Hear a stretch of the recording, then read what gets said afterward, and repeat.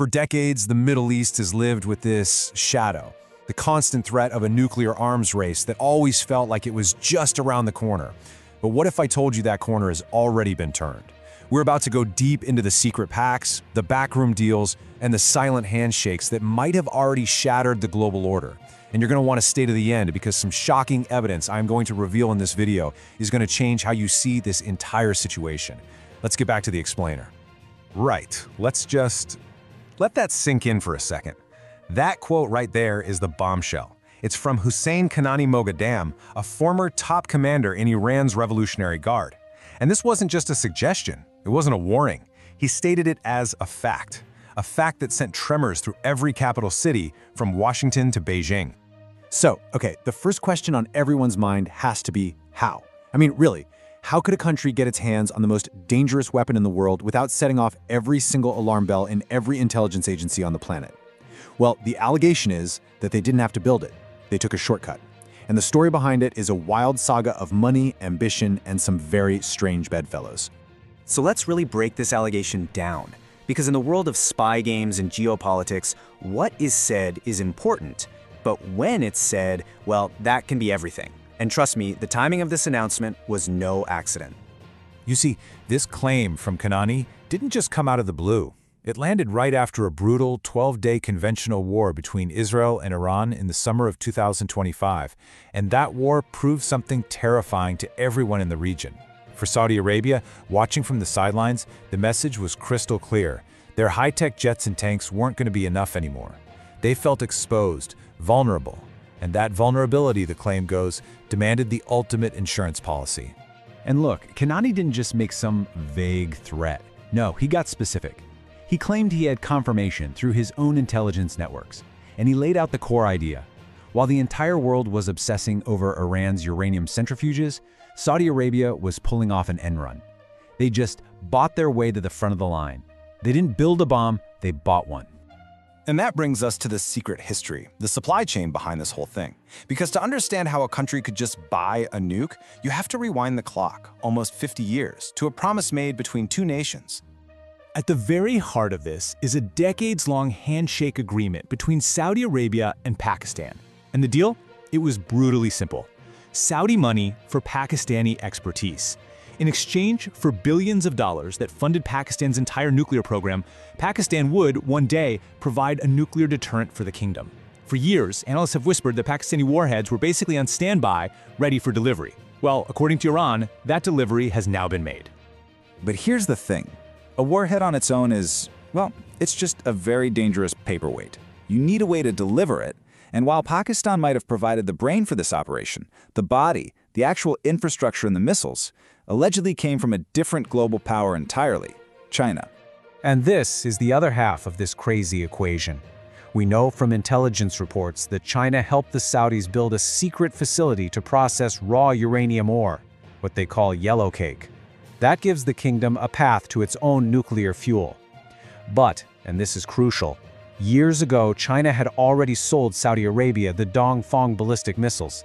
These are the delivery systems, the rockets capable of carrying a nuclear payload. Suddenly, all the pieces of the puzzle were on the board. Okay, so this is the part of the story that just doesn't seem to add up at first glance. Why on earth would the United States, and especially Israel, two countries that have spent decades fighting nuclear proliferation, just look the other way? I mean, think about it for a second. Israel famously bombed Iraq's nuclear reactor back in '81 to prevent this exact scenario. So why the deafening silence now? Well, the answer, it seems, is a cold, hard geopolitical calculation. A calculation that has completely rewritten the rules of the game in the Middle East. So the US and Saudi Arabia recently finalized what's known as a 1-2-3 agreement. That's the legal framework for sharing nuclear tech. Now, publicly, it's all about peaceful civilian energy. But privately, the strategic thinking in Washington appears to be about creating a new security architecture. The idea is that a nuclear-capable Saudi Arabia can keep Iran in check on its own, creating a regional balance of power that means the US doesn't have to keep a massive army stationed there forever. And for Israel, this is an even bigger deal. Their strategic map has been completely redrawn. The old doctrine was simple. Any nuclear weapon in Arab hands was an existential threat, period. But the new reality, especially after the Abraham Accords, is that an unchecked nuclear Iran is a far, far greater danger. In this new cold calculus, a Saudi bomb is actually seen as the lesser of two evils, a Sunni counterweight to Iran's growing influence. But here's the problem with creating a balance of power using nuclear weapons. It comes at a terrifying cost. Because when one country gets the bomb, its neighbors get very, very nervous. And this is where we leave the world of strategy and enter a potential nightmare scenario. For decades, military strategists have warned about a nuclear domino effect in the Middle East. It was always a hypothetical, a war game scenario. But with this development, it's not a theory anymore.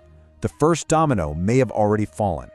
I mean, just look around the neighborhood. Turkey's President Erdogan has already said out loud that it's unacceptable for his country not to have nuclear weapons.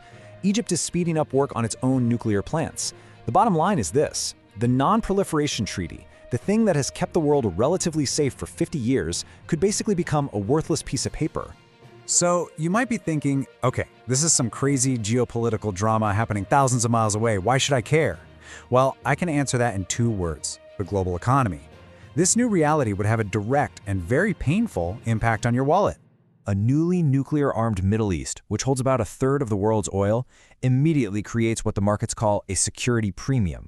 The sheer risk, the instability, it could cause oil prices to skyrocket to $200 a barrel, and that would send a shockwave through every single part of the economy. And listen, that's if things stay relatively calm. If there's a miscalculation, a regional conflict, even a false flag event that gets out of hand, prices could surge to absolutely catastrophic levels. We're talking $300 a barrel, maybe even higher. That would trigger a deep, painful global recession.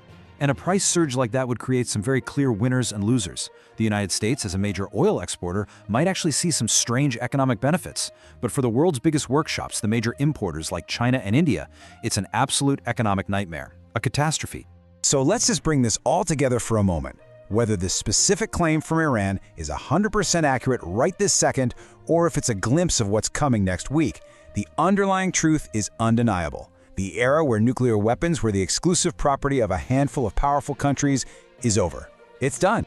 And that really is the ultimate takeaway here. This idea, the Islamic bomb. It used to be a ghost story, something whispered about in intelligence briefings.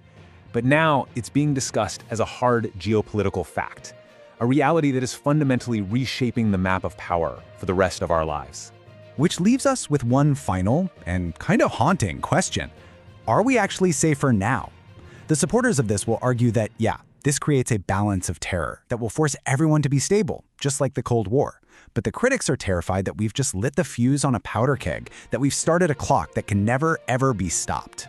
The world's balance of power is shifting right under our feet. To help make sense of it all, make sure you subscribe for the next explainer. And be sure to watch the video coming up on your screen. Thanks for watching.